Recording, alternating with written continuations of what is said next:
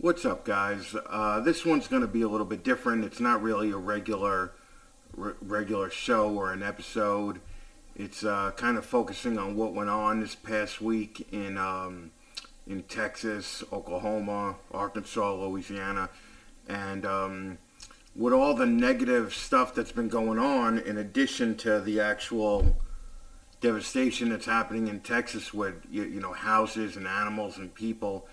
I realized that everybody was concentrating on throwing shade on each other and not really talking to people in Texas that are actually going through it. So, Texas is one of my favorite places on the planet. I love going there. I love the people there.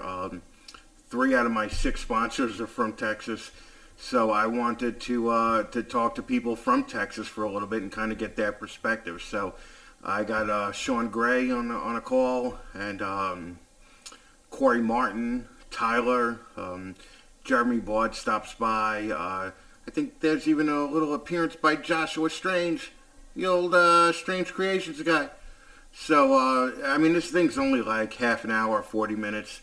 If you want to hear about the Texas side of things and why they weren't really prepared for it and why they didn't react as fast to it, it's because, let's face it, it's Texas. People go there to avoid snow. Nobody would have expected anything like this. So for all the people that were saying that they should have prepared better for this, they could go eat a fucking dick, as Cusco said. So fuck all those people. These are the people that matter. And for all you people in the community that have been here for, 5-10 years, you guys know what the people from Texas have done for the rest of the community for, the past 2 or 3 years, helping out Chase, helping out JT.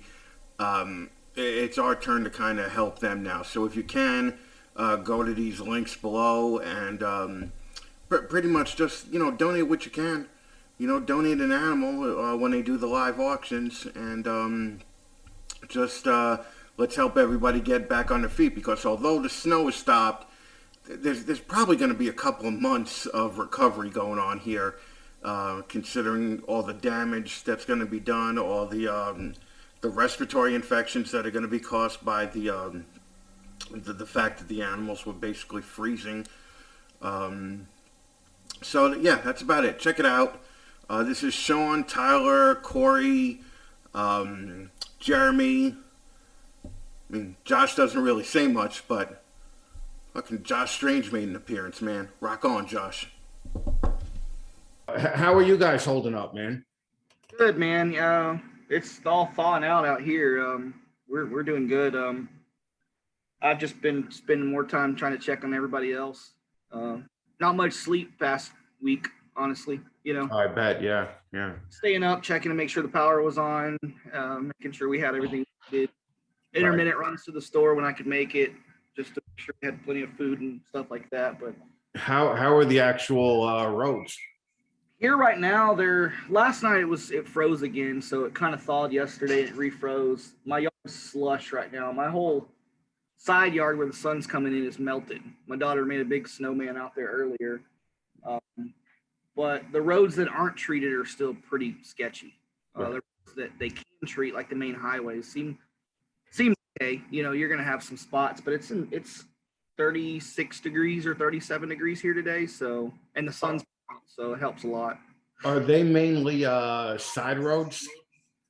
My neighborhood is all still snow and ice on the roads. It's slush now. Right. but like the Highway 75 that runs through where I live is a main thoroughfare into Dallas, and it seems like it's open now. It's gonna freeze again tonight. I think it's gonna get below freezing, but Right. this weekend here, I know it's supposed to be mid 50s, low 60s probably. Oh shit, that much, huh? It's gonna go Oh, up yeah. that fucking much? Yeah, next weekend we have our show in Corpus next weekend, and it's gonna be mid 70s out on the beach. So I'll be at the beach all week. So Jesus Christ, man. it's bipolar, man. Texas is crazy. That's fucking insane. Now, do you remember when the last time it snowed there? Like this? Close to 10 years ago. This bad? Not this bad. I've never seen it like this. It stuck. We got about a foot of snow, and the next day it melted. Right. This was a whole week long of below freezing temperatures that, I mean, I think in Texas, I think the last time it's ever gotten that low was like in the 1800s or something. It was -2 at my house. You know, Jesus. that's insane. And it stayed that way, and that was the problem. You know, we just don't have the infrastructure. We don't have the equipment. Right. So Now you're near near Dallas, right? yeah, I'm north of Dallas, probably about 20 minutes, Okay. 20, 30 So, minutes. and when you're seeing all these things about people's water pipes bursting and all that, where are those areas? From all the way down to the Corpus area, all the way up past Oklahoma City, like, so all over the place. I didn't hear about it as much in the Dallas area as in the San Antonio, Austin, Houston area with the pipes bursting. And that's a lot of that has to do with how houses are designed here in construction. 2-story houses, they put hot water heaters in the attic. So Right. it's up into the attic, and they're not insulated. And they're little copper tubing, it's like, 3/4 inches, and that's it. My house is an older home. I live kind of in the historical district in McKinney. So this house is an older home. My hot water heater's like in my back side of my house. So it's not, if it did flood, it would flood outside. Right. But I'm also up here in Beam House because it's an older home, hardwood floors and things like that. So I was worried about pipes underneath, having issues, but we got lucky. Now, the places by like where Brizzy is. Yeah, he's actually in Fort Worth area, which is west of me. And again, same issue. Busted in his ceiling. And of course, that brings all the sheetrock down and flooding. That's whenever, all the flooding starts happening. Yeah, Jesus. I saw some pictures that Emily posted. Yeah. And that whole house is a wreck right now, Yeah, so he's got his collection over at Sean Barnett's house. Well, the last I talked to Sean, I reached out to Brizzy a couple days ago just to see if they needed anything, but he had gotten his animals moved, luckily. right. So that was good.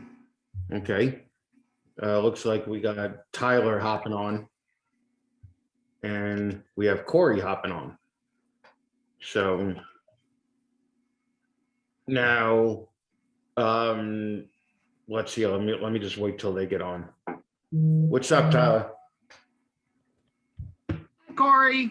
Hey, how you doing, Sean? Hey, Tyler. Hey, Ty's muted, I think. Yeah.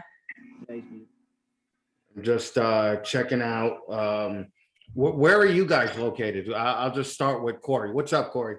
Hey, yeah, I'm in Austin. Okay. So would you say it was worse there or about the same, Sean? I believe Austin actually had it worse than I did in our area.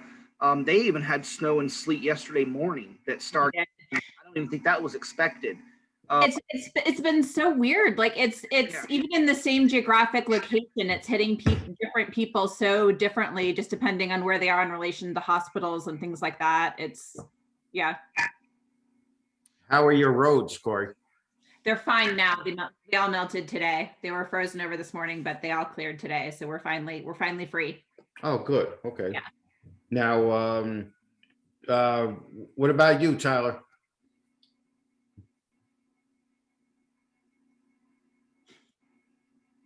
You're on mute. brother. You're on mute, Ty.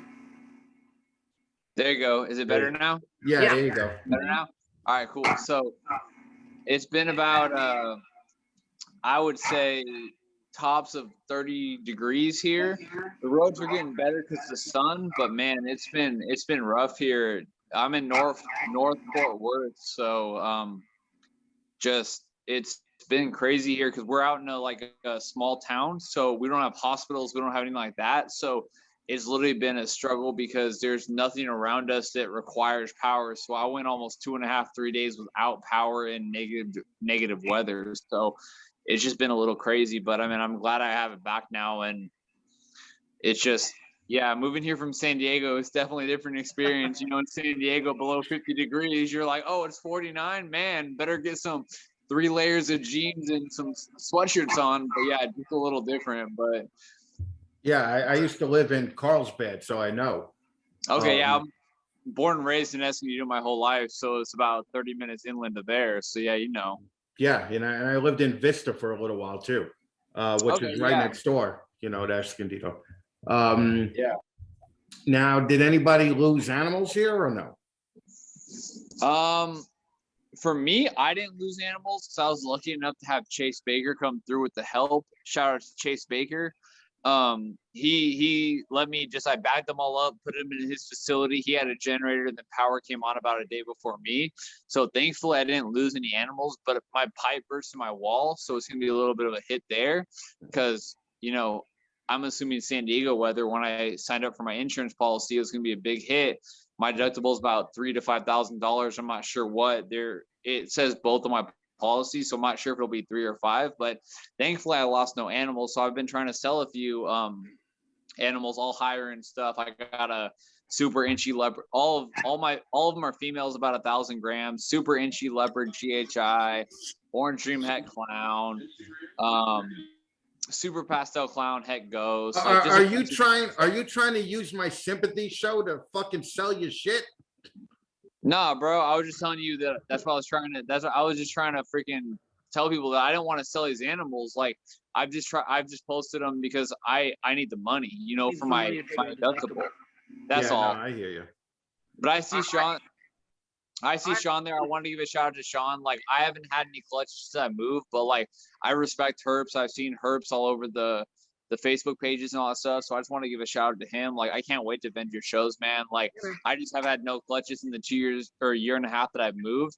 But man, that's the first show I'm going to do is herps. Like, I really respect Shawn and everything that he's done. He's a stand-up guy, always has good stuff to say about him. So I can't say enough with Shawn and everything going on. Unfortunately, I haven't had animals to vend, but I just wanted to give a shout out to Shawn because, I see him here in the video chat and I know how much he does for the industry and the shows he puts on that are great. Not just guys that try to get money from the shows, but he cares about the community. So I just want to give a shout out to him. Like I respect him ever since I've been in California. I respect the hell out of him. Like I think he's one of the best promoters out there that cares about the animals, not just, oh, I'm trying to get vendors here to make some money to do a show and that's my business. So yeah. I appreciate Sorry, that. random shout out. No, you're good, dude. I appreciate it. I actually found out this morning I lost my entire Kaiserite collection. Damn. Yeah. And that's not because I lost power or anything. It's because of the way the house shifted with the weather. I don't know. Sorry. A draft got through or something and I found all of them dead. And that's been a 7-year project. I mean, I have them tattooed on my arm, for God's sakes. I lost all of them this morning. So, but I'll find some more, it sucks. There's people that have dealt with so much more than I've even can imagine. So, but that's the only thing that hit me this morning. So, Yeah, I'm so sorry. Yeah, that fucking sucks. Kori, you didn't lose anything, right? Yeah, I mean, I lost a handful of rat pinkies and I have a clutch in the incubator that's not going to make it, but I didn't lose any of my animals. I was really, really fortunate. Yeah, the first thing I did was bring my Aldabras in here. God, they were the first thing to go in the house, regardless. They're sitting in my game room right now. I didn't even leave them in my reptile building. I was freaking out about them. So Now is the plan, I know it sounds fucking stupid, but is the plan now to go out and get generators and well, like basically horde post-apocalyptic style? Kori just made a post about that. It was pretty funny about how people are going to be ready for a nuclear war. The problem is that here, what a lot of people don't understand is that our houses are made to keep the heat out, and not, you know what I'm saying, keep the heat out, not let heat dissipate. So our insulation's different, our window panes are different, everything is different here. And whenever there's ice on the roads, we don't have the trucks to go lay salt and sand and scrape these roads. So the fuel trucks couldn't get to the gas stations. The food trucks couldn't get to the grocery stores. I have a generator in my back room. A lot of people had generators set up. Whole house generators, standby generators, couldn't run anything because they were out of fuel. Like literally could not get gas, could not make it to the gas station to fill up. And none of these people are like, well, I live in the north and I have 100-gallon tanks of fuel. That doesn't exist in Texas. That's just not something that we're used to or had to have ever done. And like I said, designing the houses about with the pipes in the attic, you know, that's another thing that's just a design flaw. I've always thought that was a design flaw, regardless of where you live, to have anything that has force overhead that's going to do more damage than if it's on the floor in your garage or something like that. I think that's a horrible design flaw by engineers. But the infrastructure itself just doesn't, how our houses are built, it's not made for this kind of temperature. So even with generators, they're still having issues. That still wasn't a fix, you know, fix it. People that, even my HVAC was running, I have a gas furnace and my house is 1,000 square foot. I have a reptile building that I have my HVAC connected to. I was running my thermostat at 75 degrees heat and I could not keep my temperatures over 65 degrees in my house.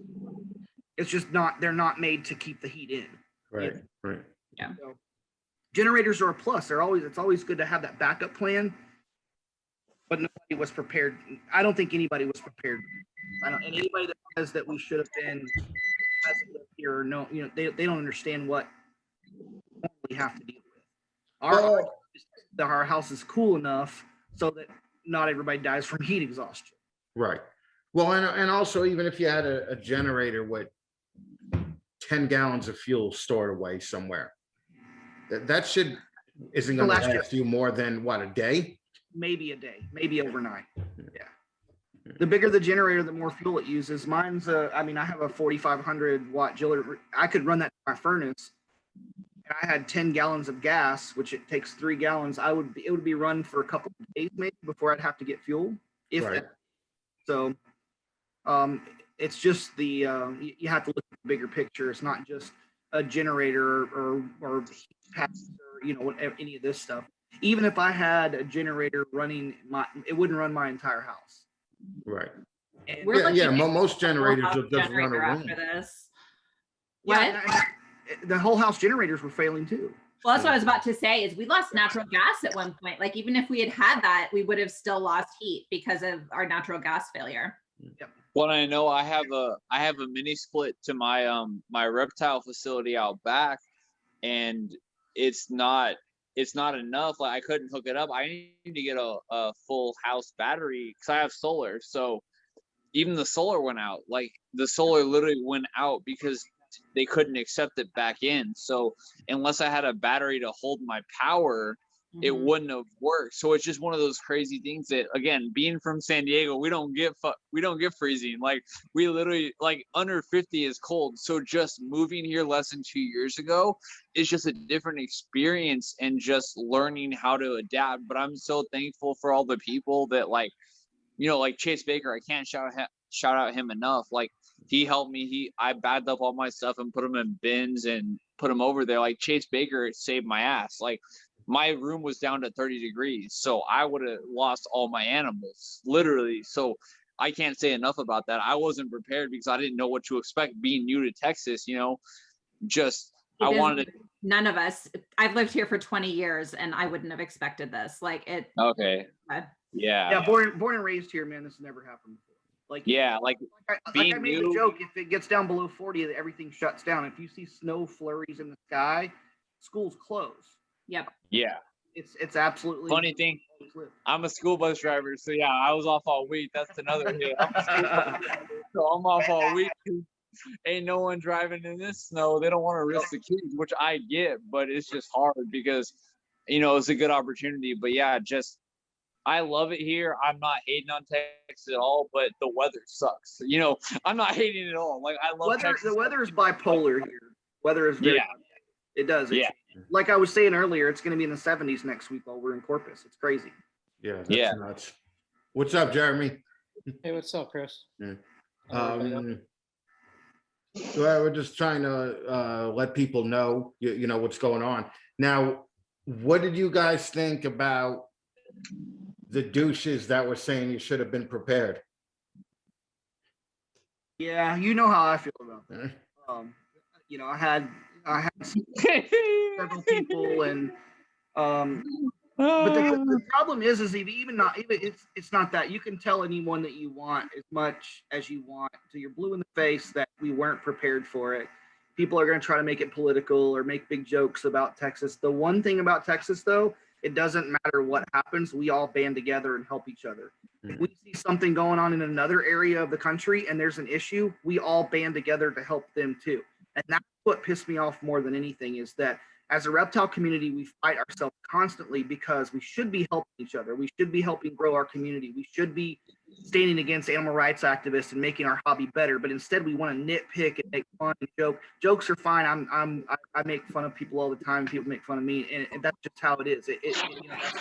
That's just how we are. But somebody's in that much pain. That's what it is. It really is. It's painful to see this. We try to do whatever we can to help. It doesn't matter where you're from. Look at the hurricanes in Louisiana. We were down there taking supplies and helping people move animals and dropping off food and clothes. And just because that's how people in Texas do. So when somebody comes in out of the blue and makes a snide comment that they really aren't joking, shit personally, because if they were in the situation that we were in, we would be helping them. Right. I think also there's just a huge disconnect. Like, people don't understand exactly what the situation is here because of our lack of infrastructure. Like, I have friends up north who were, saying, hey, can I send you something? And I was like, we don't have, like, there's no deliveries happening. Like, that's not a thing right now. And so it's just the complete lack of infrastructure for any of this makes it just a completely different world. My stepmom, who lives up in Maryland, was saying, why don't you just get some stuff on Instacart to refill your fridge? And I was like, oh, we can't do that. Those people that come out are all three of you, besides Chris, or are you guys all in Texas? Yes. Mm-hmm. Okay. Yeah. And what was the lowest that the temperature got there? My house got -2. Wow. Yeah, we got, I want to say, around -5. Yeah. And with the on an average year, what's the lowest you guys get, Our low during this time of the year? Yeah, so like, say the last couple years. I mean, what is it average? Mid-40s. Oh, geez. Yeah, I mean, we haven't had snow like this in, like I said, like 10 years where it's up in Dallas area, and it does snow. It's snow flurries. It doesn't stick, and then it melts the next day, and the temperatures fluctuate. So, I mean, February is usually our coldest, the end of January and February, and I think if it gets close to freezing, it shocks us, honestly. Yeah, we have maybe a handful of days where it hits freezing a year, but it doesn't go below that typically. My kids had never seen snow until this year. That's how bizarre this whole situation is. Yeah, my dogs had never seen snow. They freaked out. The bulldogs were shoveling through the yard. Well, I'm just thinking like telling somebody in Texas that it's their fault for not preparing would be akin to telling somebody in Florida that they weren't prepared for 9 inches of snow. Yeah, I mean, we're similar. Yeah, similar environment. Like, it's similar as far as it's our temperature and humidity. But again, like, the people that don't understand and don't get it, I don't have a problem with those people saying, why aren't you prepared? And then you correct them and they're like, oh, I didn't know that. Mm-hmm. The absolute piece of shit douchebags that know what's going on, that think it's funny because they want to get some extra likes and right. Now, let me ask you this. Even if you guys did have gas in the generator, can you even run that at -3 degrees? That's the thing is would the oil seize up? Because we don't know, because we've never experienced it. I think a lot of the problems that people were having with generators outdoors was that the oil was seizing. There wasn't, One of my friends had it gel, like all the gasoline gelled and so that. Yeah, there's no, you can't just go to the store and buy like Stay-Bill or something for gas here. Good. Yeah. I had looking for generators for people last week was impossible. Something that's usually kept in stock in bulk in any store. I know living in Florida, we get hurricanes and we usually get a heads up, and a week before a hurricane, it's almost impossible to find a absolutely generator. So I can imagine something like that just happened that and then the biggest thing too, and this dealing with that is there's no power, no water, everything it goes down. And that's similar to what happened here is our infrastructure just crumbled. The power grid just melted. I don't know. The rolling blackouts were supposed to last for an hour or two at a time. And then you have people that went for 40, 50, 60 hours without power. So trying to get, even if you had generators running, how much room is that? How much space is that going to heat? You have space heaters and things like that. Like I said, luckily I could have plugged mine into my gas furnace and run the fans, but a lot of people on electric everything. And having no power, no way to get gas from the gas stations to fuel the generators, or natural gas or propane, that was a bigger issue than people not having the generators themselves. Right. And a big thing for me is that even though I had solar, they were saying that like if I got a battery for my whole house, I'd have to like distinguish where I wanted the power. So if I was to do it, I have to distinguish my battery that I hooked up only from my reptile room, because right here's my reptile room. So I got this garage fitted out. I'd have to distinguish, okay, I only want power to my garage.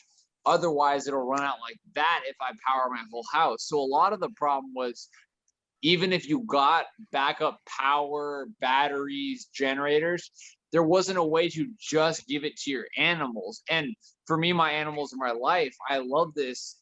It's my livelihood. Not that I make money off it, but I just love it. And it was hard because I had to make a decision. Do I want my child to freeze and my family to freeze, or do I want my, animals to freeze? So it was just a hard decision to be in without power.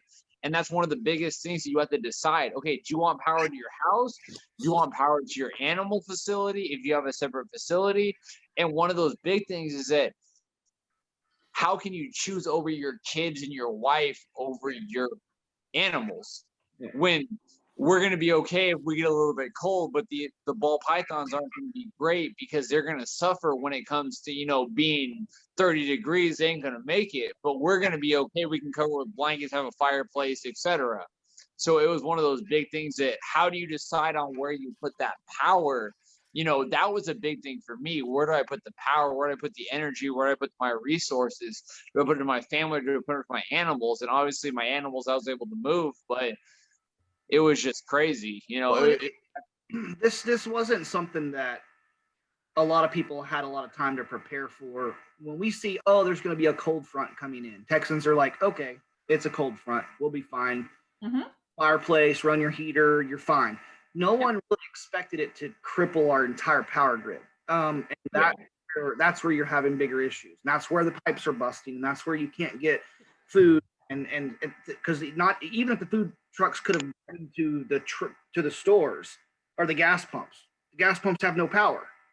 The stores have no power. My local grocery store, half their dairy and section was just completely wiped out. There's nothing there. So HEBs here run a lot of the disaster recovery around like the Gulf area. And so they're very, very adept at dealing with a lot of stuff related to natural disasters. Our HEB was out of all produce, all milk, all meat, out of bread. They were open for 5 hours today with this like a handful of staff, and that was it, running off of a generator. And we loaded up before we went to the grocery store.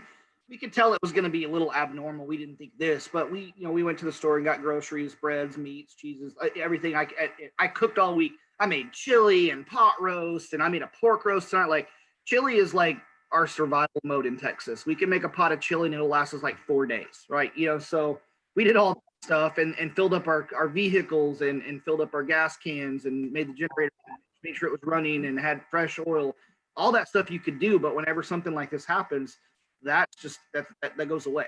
Yeah, we were out without power and lost all the food in our fridge. All So the food, all the stuff that we had loaded up on. I mean, we had perishables. Our freezer was fine, so we've been eating frozen food all week. But we lost all that stuff in our fridge because we lost power. Now, and people were saying it's crazy because people were saying like, "Oh, go to the store." I've never seen Walmart, the Walmart, 20 minutes from us, literally empty shelves on everything. They had empty shelves on bread, dairy items. The cheese was empty. The lunchroom was empty. Like the bean aisle was empty. Like everything was empty. I've never seen a store like that, especially a Walmart. Just they were completely emptied out. Like they literally had nothing at Walmart except for like clothes. They had clothes, but who's buying clothes? Like it was the food. The food aisles were completely empty. I've literally never seen a Walmart be empty, like empty shelves, like as in like you take a photo, there is no boxes, no nothing down the Walmart. I've never seen that in my life. So I've seen someone put a picture on Facebook or something like that where they're showing the inside of a grocery store and it's like all the refrigerators are just totally empty. That was our Walmart. That was literally our Walmart. There was no, I mean, they had nothing because like I said, I'm in North Fort Worth. I mean, this area is growing faster than you could imagine, which I feel blessed that I got it when I did 2 years ago. But just the amount of people and the amount of houses that are living here, there isn't the infrastructure because it's, again, I go back to California, like it is literally between San Diego and LA 20 years ago, there was nothing there. Now it's booming. It's the same thing between Fort Worth and where I live. It's just booming and people are moving and people are, getting houses and trying to a better life for their family, just like I did because I couldn't afford California. I get it, but it's just crazy how much people need in the underutilization of how many storage is needed for the area because the Walmart was sold out within 6 hours. I couldn't believe that. That just blew my mind. And Jeremy, you live in Florida. I'm actually from South Texas, so I've been through hurricanes and hurricane preparedness and things like that. So it's very similar. It feels very similar to that, except it was below freezing. And hurricanes are a summer and fall thing for us.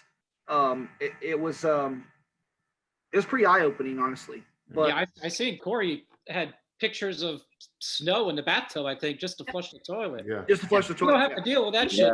We spent the entire day boiling snow because I have 6 people in my house, and so we spent the entire day boiling snow to make water just to keep toilets going. Now, John Layman had put something up where now is really like the dangerous times because the pipes are unfreezing. Yeah. So people that have broken pipes that they don't know that they were broken because they're frozen solid. Now everything's defrosting and thawing out. You're going to start seeing more leaks because a lot of those pipes under the houses are in the yards or anything like that. They're frozen solid, so you're not going to see any seepage because there's water and ice over the top. Now your yards are starting to thaw out, and you'll start seeing leaks popping up. Right. That's probably one of those things with the building codes and stuff. You guys aren't used to that kind of weather, so you're probably using CPVC piping instead of what they would use up north. They absolutely are. It's all PVC. Yeah, most of it's PVC. Like I said, I live in an older home. Mine is actually like steel piping under the house. I looked. Copper, yeah. No, this is like looks like wrought iron pipes. Yeah, they don't use that anymore. At least not in Florida. I mean, I don't know what the other building codes everywhere else, but yeah, here they have to reroute everything, and they use small copper pipes. But even the copper piping was splitting. It's insane. It's nuts. It's hard to explain to someone who's never been through it. And this is the first time I've ever been through it, like this. So, from a reptile community standpoint, it's been devastating, honestly. It's been eye-opening for everyone, but it's really been devastating. And as much as you want to try to prepare for it and fix the issues, I don't think that anyone could really prepare for like this. we were kind of at the mercy of corporations in this instance. We had Now, to really, What do you think the long term is going to be? How long till it's back to semi-normal after all the construction is done and everything else? Yeah, power's coming back on. I'm sure they're going to do some FEMA relief soon, I'm with you. get construction out for FEMA stuff. Like my yard's almost already thawed out and gone. Now it's just seeing what damage is done afterwards, and then the long term the short term for the next couple of weeks is going to be watching animals for respiratory infections, things like that, because they did get cold. So it's not over by any means. You know, we're just now getting, like tonight it's going to freeze again. Like it's everything melting and slushy and great out there and nasty, and it's going to be ice again. I wonder, like, how What the is for y'all are farms and cattle farms and crops and all that stuff, you know, how it's going to affect all that too. Yeah, and I think, well, in this part of the year down here, there's not really a lot of huge crop growing or harvesting done. Like for our rice and things like that, it's a summer thing, but those crops are probably going to be damaged for sure. And the livestock industry, I know that's already they've been releasing some of those numbers already. Because even the cattle aren't prepared for this, because our barns, I grew up on a farm, our barns weren't insulated for this. If it got too cold, we'd go out and stack hay from the top of the lofts down on the sides of the walls and try to get all the cattle into the barns. But it's, you know, it's a little different, you know, it's, I don't know. It's hard to explain what we've seen. And I feel guilty because I've had power, you know what I'm saying? Like I've been offering my whole house to anyone that was in the area to come bring their animals, sleep on my couch. I don't, you know, put your animals in my bedroom. I don't care, you know, but the people who have had it the longest and the hardest, it's going to be a long recovery for them for sure, you know. We have, they're telling us that we probably have about a week until we're back to normal water service. We're still on a boil water notice. Most of the Austin area is on boil water, if they even have water service at all. And so it's probably going to be a while until they get all of that fixed. Yeah, our house in still Bryan, dumping water in the toilet? Our toilet works, so it's water for human consumption that's the issue right now. Yeah, our house in Bryan, the water was out for a couple days there, and they're under a boil notice now too, and it's pretty nasty from what I'm hearing down there, brown and stinky, and so our water is blue and smells like chlorine. Yeah. Well, and they so what happened was the pumps that pull the water out of the reservoirs into the towers. I know there was I can't believe I don't know what that video is, but there's a video of a water tower actually spewing water everywhere because the pipes that carry it up to, you know, for the water pressure rupture. But a lot of the pumps were freezing up, so the water from the reservoirs was never getting to the main water lines for the cities. Everything was frozen solid, and then the pumps froze up, either seized because they didn't have fluid going through them, or, you know, there's a lot of different things that are going on with that. So I've never even heard of a boil notice. yeah, it's because the water is basically the bottom of the tanks. That's all where the bacteria and the sludge and everything is, and it comes through untreated. They weren't able to treat the water, so it happens a lot with floods here during hurricane season. You'll see that a lot in towns that get floods, especially like in Louisiana when we were dealing with all the floods from the 2 back-to-back hurricanes. A lot of those people weren't, because the water that's getting into the ground is contaminated by all of the elements around us. You know, you've got gasoline and oil and spills and everything. It's getting into the groundwater. Here in the pump stations, they weren't able to treat the water to get it out to the people into the public city lines, because it was just basically raw and treated water. So all the microbes and bacteria and junk are in the water. Yeah, We get that all the time. Yeah. Where we have to boil the water, even not even during hurricane season, you know. Oh, really? Yeah. What's up, Josh? How you doing? I'm on lunch break, so. Oh. Josh, where are you again? Indiana, right? Indiana. Yeah. Yeah, Okay. So you had nothing hit you. we got like 12 inches of snow, Yeah. and it's Yeah. like 20 degrees. Yeah, we got like, I think 18 total, and then an ice storm for 12 hours, and then 6 more inches after that then it thawed out a little bit, froze again, and now we're getting 8 more inches tonight. So, Yeah, we're but supposed to we're get, used to it here, you know, like we'll salt ahead of time, Right. you know, whereas you guys don't even have that. You guys got to put like sand down on the fucking highways. Yeah, This if is they have fucking- trucks to do it. Mhm. this is And fucking even then, Indiana. they'll usually just do the overpasses. That's all they have enough sand to do. Yep. Oh, really? Yep. They'll just do the bridge overpasses. That's it. This is Texas doesn't Indiana. have a Wait 5 stockpile minutes. of fucking sand? No, or sand trucks, or that just no. Yeah. Yep. Well, Yep. I Yeah, don't no, wanna- I used to live in Pennsylvania. There were 18 inches the day I took my driver's test in high school. Like I can drive in snow, but there was no way I was trying this stuff. It's just, it was frozen solid ice. Oh, yeah, I heard. Yeah. I heard. Yeah. Now the snow isn't bad. I have a 4-wheel drive truck. I can drive through the snow, but you don't have 4-wheel drive stop on ice Right. underneath the snow. Yeah. So you come over a hill and you hit the brakes and there's no brakes. You know, and on the highways, that's what happened with that big pileup. They came over the hill and it's all black ice. You can't see it. It's that early in the morning. It looks like a regular road, and you lock your brakes up and you're gone. It's not something that, you know, we like she said, the snow is easy. That's like driving in rain to me. Mm. I'm used to it, but it's just, that's, you know, it's not gonna be frozen solid like that. But the ice is what's damaging. You guys still have snow tires and stuff? I mean, I have all-terrain tires, but nobody has like snow chains and shit or anything like that. I lived in like Philly and Jersey till I was 12, and I remember like every year my stepfather would put what they called snow tires on. I don't know if it was different tread or something like that. Yeah. I just didn't know if that still existed, or that's Probably something. Sure it does in some parts of the country. Yeah, if it did, you wouldn't be able to find them anywhere for sale here. You can find mud tires. Yeah, we got mud. You can find those everywhere. I think that the snow tires turned into the all-terrain tires. Yeah, because I have all-terrain on my truck. but- Because I remember, Jeremy, the same thing. Like my parents would be like, "Got to put the snow tires on," and you know, we'd put chains on the tires yeah.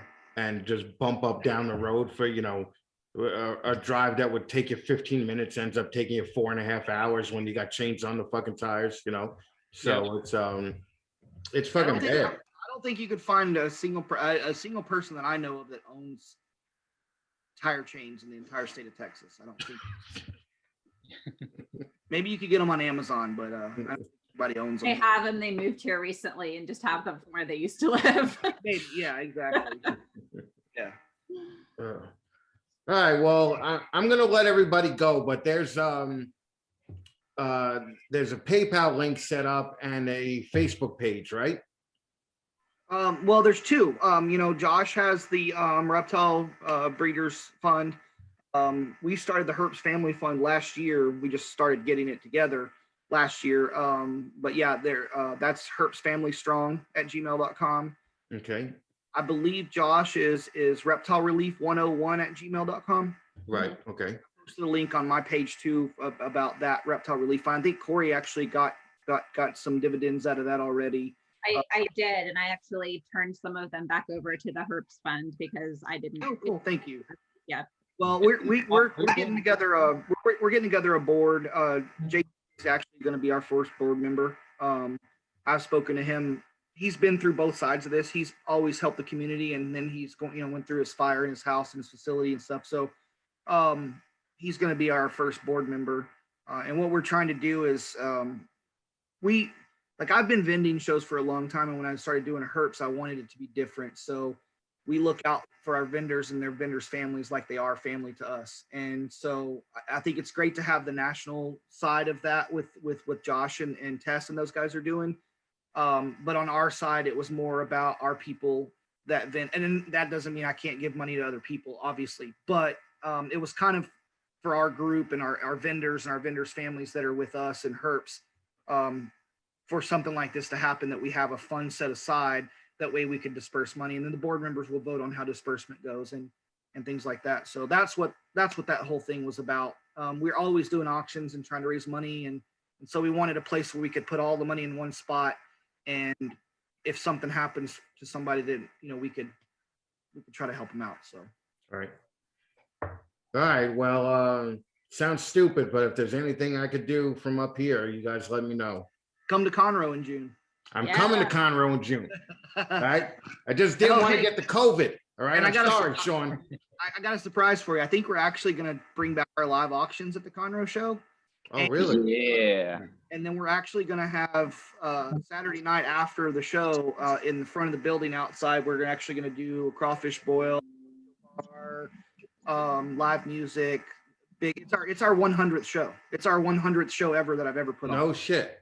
Crawfish are they're little lobsters, right? Yeah, that's what we call them. Little, I've never had one in my life. little spicy lobsters. Yeah, You gotta never had suck one the in my head. life. Yeah, you got to suck the head, yellow juice out. But Suck yeah, the so we're brains. gonna do that kind of an appreciation for all our vendors and our our customers and things like that. So we're gonna do a live auction. We're gonna after that we're gonna do a big crawfish boil and drink and be merry and have fun. Fucking awesome. Thank you. Can't wait. I'm actually looking forward to it. I'm getting my shot next week, so I'm happy. Good. Right? So, all right, guys. Well, thanks for stopping by, especially the non-Texas people. I appreciate that. Yeah. And Thank you, Chris. Appreciate it, bro. Thank you, Sean. Thank you, Corey. Thank you, Jeremy. Thank you, Joshua. Thank you for everyone for coming in. Like, I really appreciate it. Like, it means a lot because you know how the bullshit's been going on in the groups and all that stuff, people not caring. So it means a lot to get people in here caring and like really feeling other people. So it means a lot to be here. I appreciate you giving us a platform, man. Appreciate you, Chris. no problem, man. I told Sean anything I could do. He, it's right. Yeah. He got it. Hey, did anybody watch that MJ video today? Yeah, I did actually. I shared it. It actually. Yeah, I did. Yeah. Yeah. Billy and Brian Cusco ripped him a new ass. Yeah. Billy almost. Yeah, I thought he was going to stroke out for a minute for real. Billy was on fire, but Billy actually said what we're all thinking. He absolutely said what everybody's thinking. Yeah. Sad to say, I don't think that guy's going to get it. But it was a rude awakening for him, I'm sure. I thought it was great when Cusco said to eat a dick. Like I would have never thought. Like, coming out of Brian. Oh no, I was like, what did you just say? I would have lost those odds in Vegas. I was like, fucking no way did he do that. Look, yeah, no, he didn't. Well, Kori and Sean are going to be on the Reptile Gumbo podcast after this. Yeah, that's at 7 Central. Yeah, we're going to do that with 7 Central. And Max is going to be on there, and James and Katie and Rob. A whole range of experiences that people went through with us. It should be a nice little therapy session for all of us, I think. Good, and that's going to be live, right? Yeah, we're going to do it live at 7 p.m. Central. Good deal. All right, guys, everybody fucking take care and stay safe. Don't drive anywhere for the next couple of days. Yeah, no, Will do. brother. All right, have Thanks, a good Chris. one, guys. Appreciate the Thanks, platform, man. No problem. Bye, Corey. Take it easy, gentlemen. And Bye, ladies. Jeremy.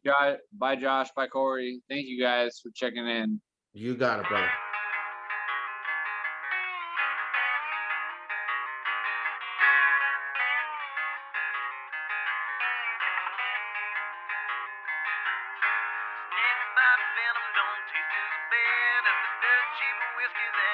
Trying to wash away all the clutter of mine before we hit the ground running on the losing side.